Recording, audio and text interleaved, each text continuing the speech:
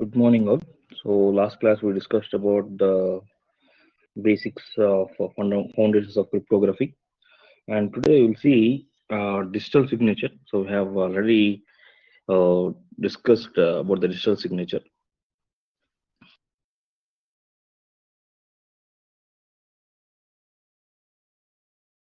So, digital signature. So, digital signatures are public key primitives.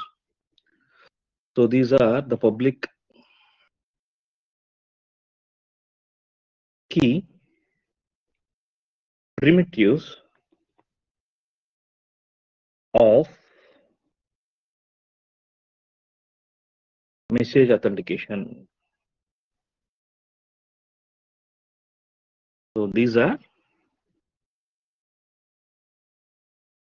public key primitives of message authentication. Digital signatures are the public key primitives of message authentication. So for giving authentication to the messages, we are using a digital signature concept. Okay. So in the physical world, it is common to use handwritten signatures. So physically, we are using handwritten signatures or typed message or a typed message. So we use signatures in physical world. We are using a handwritten signatures or typed messages. So they are used to bind the signatory to the message. These are used to bind the signatory to the message. Similarly, digital signature also a technique that binds a person or an entity. So that binds a person or entity to the digital data. So digital signature is a technique that binds a person or an entity to the digital data. So whenever we are transmitting a message through online, so there to provide authentication, we can use a digital signature also. That is, it binds a person to the digital data. Okay. So this binding, so what are the binding can be independently verified by a receiver as well as any third party. So this binding can be independently verified by a receiver as well as a third party. Suppose if you are sending a message from sender to receiver using a digital signature, this sender will bind a digital signature and send this thing to the receiver. So there is a binding will be there in the digital signature. So this can be verified by a receiver, either by a receiver or a third party. Or a third party can check this signature and then transmit the to the receiver. Okay. So digital signature is a cryptography value. So whatever the digital signature is there, it is a cryptographic value, a cryptographic value. So that is calculated from the data. So cryptographic value that is calculated from the data. Data is nothing but a message and a secret key known by only the signer. So this data is binded with a sender signature. This data is binded with a sender signature. Okay. So whenever a sender is sending, so he will have a data as well as signature. So binded signature to the message. So after receiving to the receiver, receiver will verify the digital signature or a third party can verify the signature. Okay. So digital signature is a cryptographic value. So it is a cryptographic value that is calculated from the data. So it is calculated from the data and a secret key known only by the signer. Whoever signs that particular document, he only knows the secret key about this thing.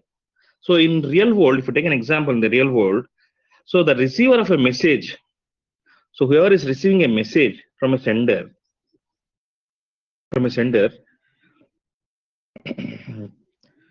so the receiver of message needs assurance that the message belongs to the particular sender. Whatever the message it is getting, the receiver needs assurance that the message belongs to particular sender only, and he should not be able to repudiate the origination of that message. He should not repudiate the origination of that particular message. So this requirement is very crucial in business applications, since likelihood of dispute or exchange data is very high, because in business operations we are sending so many messages. If you have no trust on the sender, then you cannot easily know that the original message comes from the sender. So he has to know that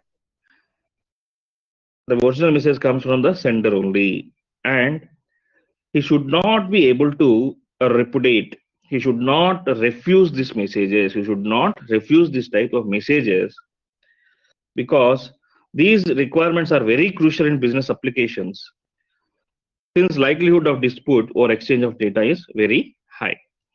Okay, so how the model will be? So digital signature, how it will be operating? So I will explain this with the help of a diagram. Okay, so with the help of a diagram, then we'll see the original topics in earlier topics, so upcoming topics. So suppose there is a signer who is a sender, and there is a verifier. Verifier is nothing but a receiver. Verifier is nothing but a receiver. So this is the digital signature scheme is based on public key cryptography. Public key cryptography here. So inside signer, we have a data. There is a data at the sender side, and he will perform a hash function to this data. Okay, hash function to this data, and then there will be having a hash value. There will be having a hash value. From this, they will apply a signature algorithm. Signature algorithm. They will apply a signature algorithm, and here it will they will apply a signer private key. Signer's private key to this signature algorithm, and then they will transfer this message. They will transfer this message along with data and signature. So whatever the transmission is going on inside the network, okay, so there you will see as well as signature. So whatever the signature algorithm they have applied, hash value they applied, so everything will be sent to the receiver. Here first this data. So whatever the data is there, they will apply a hash function on this data. They will apply a hash function on this data to get the original data back. So for this, they have to apply hashing function. So whatever we have applied here for encryption purpose, the data. So same thing should be done here also for hashing function. Again, to get the original data to check this thing. So here it is not an encryption scheme. It is having just a value based upon the data. Based upon the data, they will have some value. If you see the example, we have 16 characters, and this 16 characters is divided by 3 modules. So this 16 characters divided into 3 equal parts. Okay. Now if you perform the modulo, so hash function to this 16 by 3. So 3 5s are 15, and the remainder is 1. Okay, this is the value they are sending in the hash function. So this is the value they are sending to the hash function. So this one value they need to get. Here also, if you perform 16 by 3, automatically they need to get 1. So that is the hash function applied here. Okay. So if this is equal, okay, if this is equal, then they will start verifying the algorithm here, signature. So signature algorithm they will verify. Verification of algorithm. So whatever the algorithm we have used for signature, so this algorithm will be verified here. First it will verify using signer's public key. Signer's public key. So here this signer's public key use it to this verification algorithm. Okay, so here he is using a private key for the signature. Private key for the signature. Here he uses for decrypting purpose. He is using signature's public key, and if it is done, the hash will be performed, and it will check this one. So likewise, it is performing. First, signers will send this thing data using a hash function and the hash value to the signature, and signature's private key is applied to the signature. Okay, and then so data will be data and signature is sending. So after sending to the receiver side, receiver will check the hash function to the data, and if it is equal, then you go for the verification of the signature using a signer's public key, and the hash value will be getting, and then it will map these two things. Now the original message will be read by the verifier. So likewise, it is happening. The same hash function will be applied to the both the hash. Okay. So here we notice that by observing this thing, this diagram, so it should be noticed that instead of signing data directly by the signing algorithm, usually a hash of data is created. Since the hash of data is unique representation of data, so whatever the data is there, it is a unique representation of this thing, hash. It is a sufficient to sign the hash in place of data, sufficient to sign the hash instead of the data. So the most important reason of using this hash instead of data directly using hash,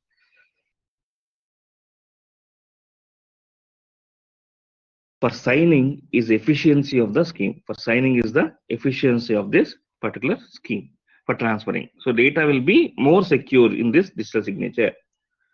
So we have a different algorithm for this RSA. We use RSA. Okay. So Rivers-Shamir algorithm. We can call this as Rivers-Shamir algorithm. Is used as a signing algorithm where the public encryption will be performed. So this is how digital signature is happening. Okay. So if you have any doubts, you can ask. So in the digital signature, so later we'll move the identification problem.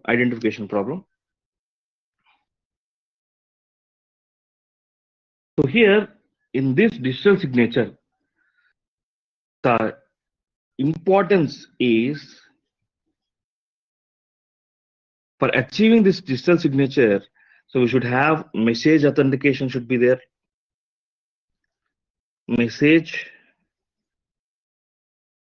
authentication should be there, and data integrity should be there. So data integrity should be there, and non-repetition. So these three things are very important to achieve a digital signature. To achieve digital signature, these three are very important. So what is message authentication? So when the verifier validates, the digital signature using a public key of sender, so using a public key of sender, he is assured that signature has been created only by the sender, who possesses the corresponding secret private key and no one else. Okay, so by observing this, using a signature's public key, we are decrypting that thing. So by this thing, we can easily say that the message is authenticated. The sender who possesses the corresponding secret private key and no one else will know the thing. Okay, so here we are encrypting with a secret signer's private key, sender's private key.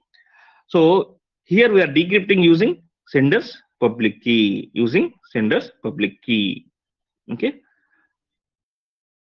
it is about message authentication. And now, so data integrity. So in case an attacker has access to the data,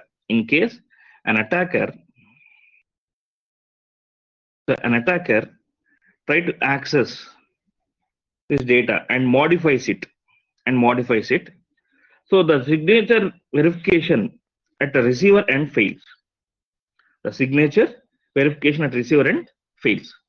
So the hash of modified data and the output provided by the verification algorithm will not match.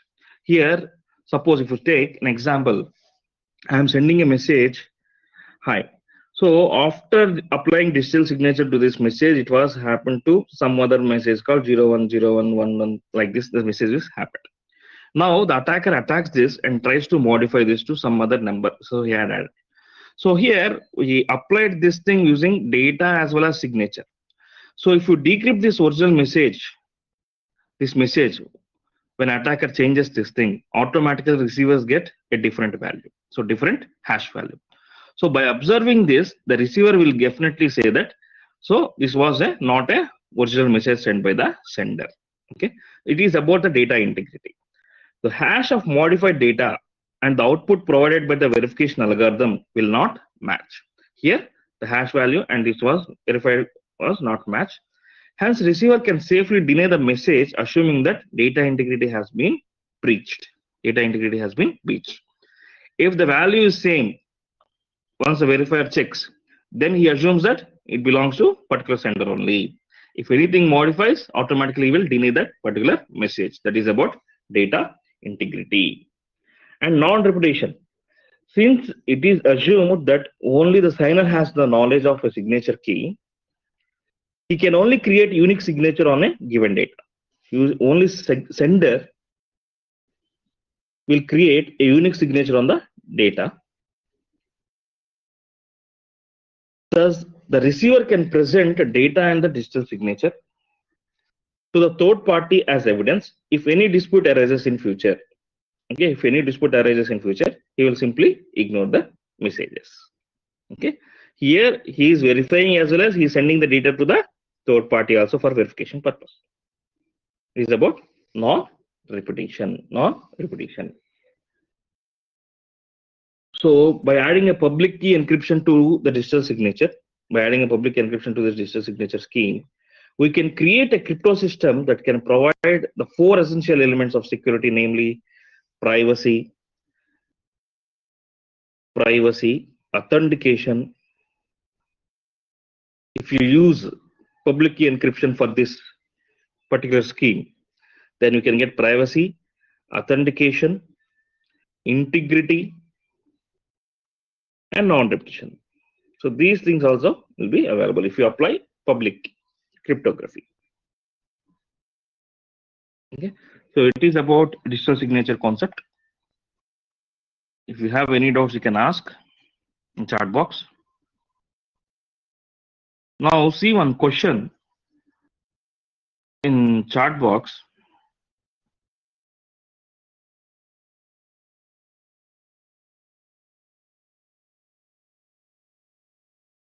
Any action that compromises the security of information owned by an organization is called security attack. Is it true or false?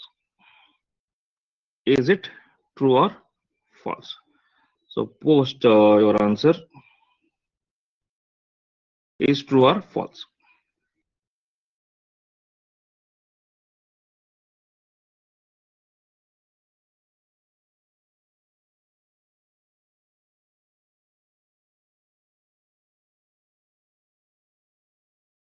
Sorry, by mistakenly I have deleted this thing. Now answer again.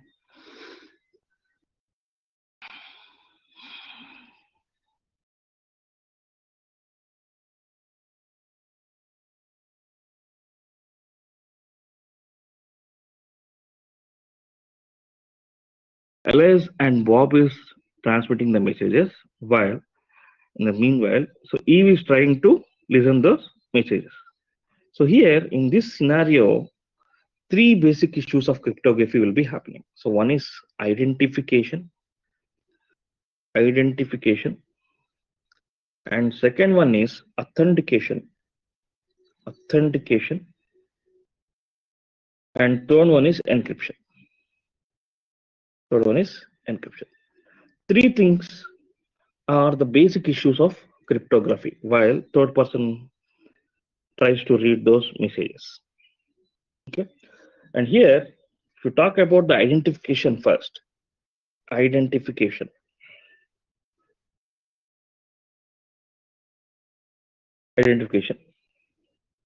So in this scenario, when the time is right, Alice wants to send an approve message to you. If he sends an approve message to you to listen this conversation, so If they give permission means automatically the information was leaked to Eve. If Alice gives a permission. Okay.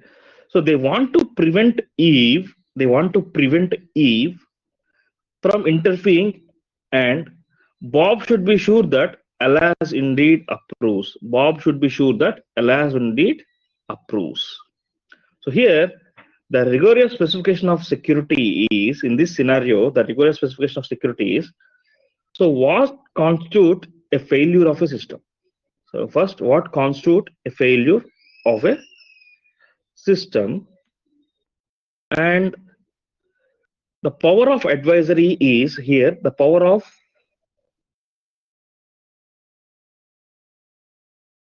adversary. The power of adversary is, first thing is computational,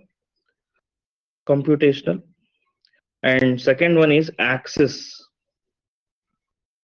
to the system and what it means to break the system. Three things will be the power of advisory here.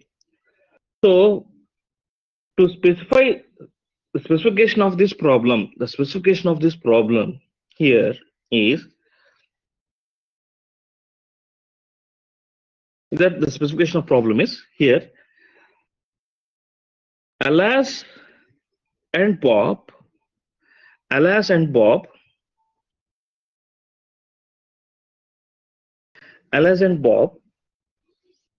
communicate through a channel.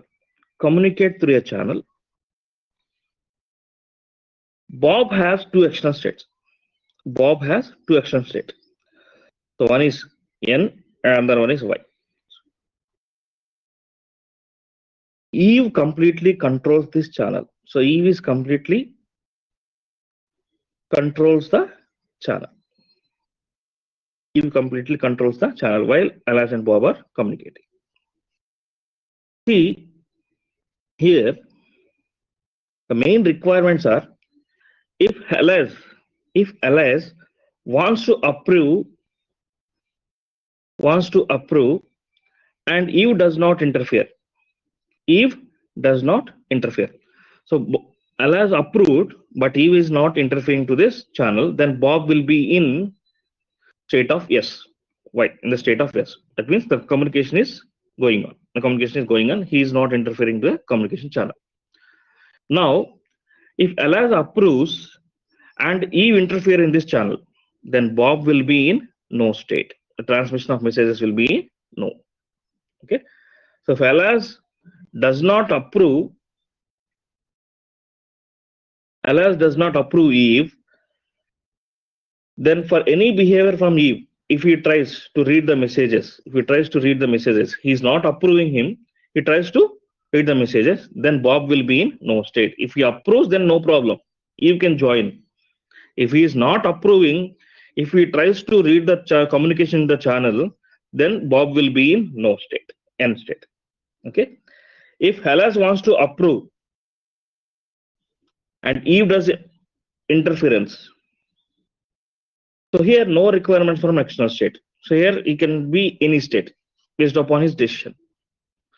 Alice approves, Eve interferes, then no need of this N and Y. No need of N and Y. So three cases here we are assuming that. So first requirement is Alice approves, Eve is not interfering, then Bob will be in Y state. So the communication will be processing. And second thing is Alice not approved Eve, but he tries to interfere. Then Bob will be in no state. Communication will not be happened. And third one is Alice approved, Eve interfered. Then there is no requirement of these two. Okay, because he approved, he interfered, no problem here. Okay, there is no need to take any of the decisions here, N and Y. So this is the specification of problem here. And next thing is, can we guarantee the requirements here? So whatever the requirements you have taken, can we guarantee this thing?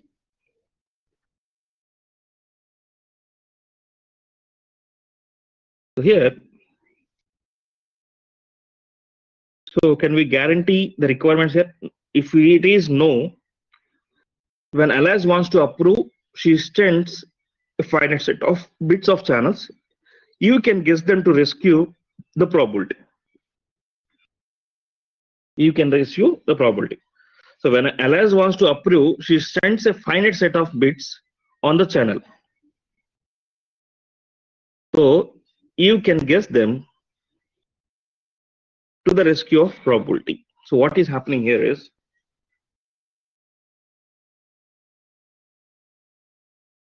Alice approved, she sends the message to finite set. So he is sending. But he was in no state, n state.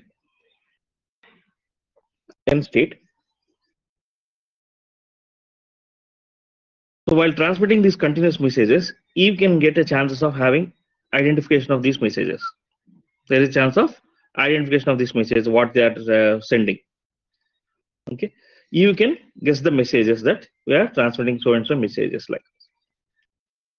So at what probability they can guess?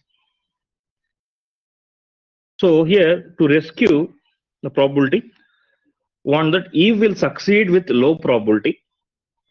Eve will succeed with low probability, and how long the related to the string length that Alice sends. How long the related the string that he was sending. The second scenario is in identification. There is Alice and Bob.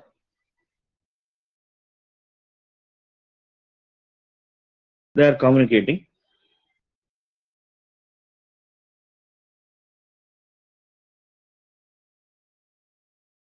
With X messages. And Eve is there. Eve is trying to capture those messages. You want to guess. Suppose there is a setup period here. There is a setup period. So there is a setup where Alice and Bob can agree on common secret. So if he agrees on common secret, if both agrees on common secret, Eve only controls the channel, does not see the internal state of Alice and Bob. Eve only controls this channel, but he cannot see the original message because it is a third party. He is also seeing the messages, but here we use a secret key, then he cannot see that messages. He can control the channel, does not see the internal state of Alice and Bob, what they are sending the messages. Okay, so here a simple solution for this is, here Alice and Bob wants to share the messages. He is controlling this channel. How they need to communicate? How they need to communicate? So if you see, the simple solution for this scenario is Alice and Bob choose a random string. That is X belongs to R. So 0, 1 for N. When Alice wants to approve, she sends X. Alice wants to approve, she sends X. If Alice wants to approve, she sends X. If Bob gets any symbol on the channel,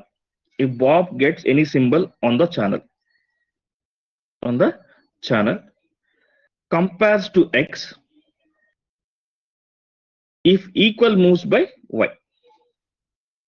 If equal moves to Y. If not, equal moves permanently to no. So Bob is having two channels, we know that, N and Y. If he sees a symbol X while transmitting Alice is transmitting X. If he sees the symbol X, then automatically it will be Y. If he doesn't see any symbol here, then automatically it moves to no. The communication will not be happened here. So it is a simple scenario. The probability of Eve's success. Suppose if Alice did not send X, if Alice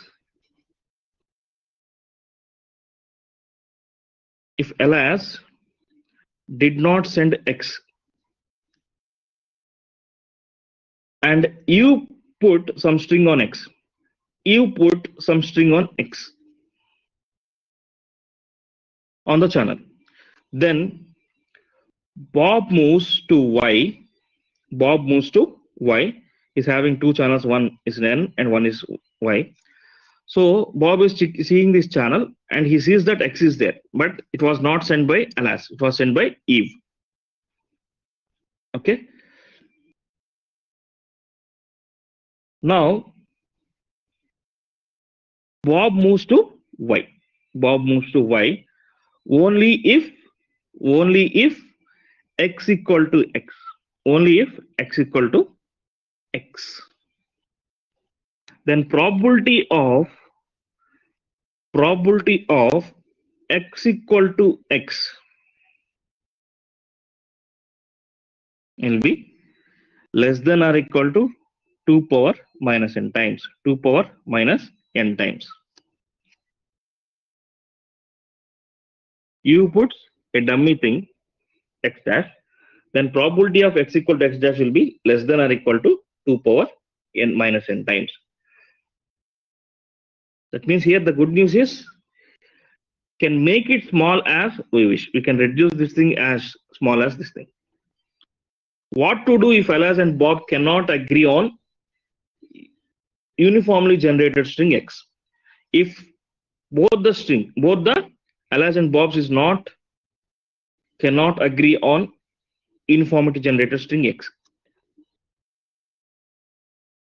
Suppose, so use probability of success is probability of X equal to X dash is less than or equal to 2 power minus n. So can make it as small as we wish. Can make it as small as we wish. So what to do if Alas and Bob cannot agree on uniformly generated string X? If both the people, Alas and Bob, is not agree on X, the same string X, then what will be the solution? So see. So here, less than a perfect random variable here. Suppose X is chosen according to some distribution of Px, cover some set of symbol lambda. Suppose take the lambda symbol. So what is used best strategy here? So what will be the best strategy? If they set a symbol, some other symbol. And what is our probability of success? What is the probability of Eve's success?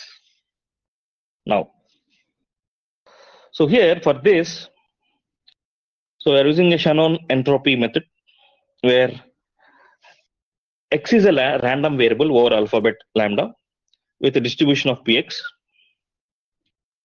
probability of X, and the Shannon entropy of X is h of X equal to minus sigma X belongs to lambda Px of X log Px of X. So this is the entropy formula for the random variable over alphabet lambda. So where we take 0 log 0 to be a 0, where we take 0 log 0 will be 0. So here we are representing how much we can we can compress this X, how much we can compress X. This is the entropy. So here if you see the example, if X equal to 0, if X equal to 0, that is a constant, then h of X will be 0. So only case where h of X equal to 0 when X is constant. So all other cases h of X will be greater than 0. So only if X equal to 0, then h of X will be 0. Otherwise, the values will be greater than 0. Okay. And if X belongs to 0, 1, and the probability of X equal to 0 equal to P, and probability of X equal to 1 is 1 minus P. Probability of X equal to 0 is P, and probability of X equal to 1 is 1 minus P. Then h of X equal to minus P log P plus 1 minus P log 1 minus P, that belongs to h of P. And if X belongs to 0, 1, flower brackets close, and n, and is uniformly distributed, then h of X equal to minus sigma X belongs to 0, 1, n, 1 by 2 power n log 1 by 2 power n, that is equal to 2 power n by 2 power n, that is n. That is n. So likewise, we need to calculate it with the entropy shown on entropy. So the property of entropy here is entropy is bounded. Entropy is bounded. H of x is less than or equal to log lambda log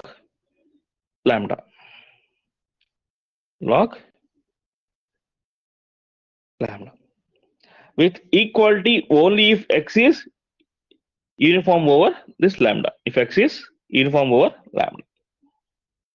So does high entropy suffice for identification here? If Elias and Bob agrees on x belongs to 0, 1 power n, where x has high entropy. Suppose say h of x is greater than or equal to n by 2. H of x is greater than or equal to n by 2. So what are the Eve chances of cheating? So what are the Eve chances of cheating when h of x is greater than or equal to n by 2? Now it can be high. Say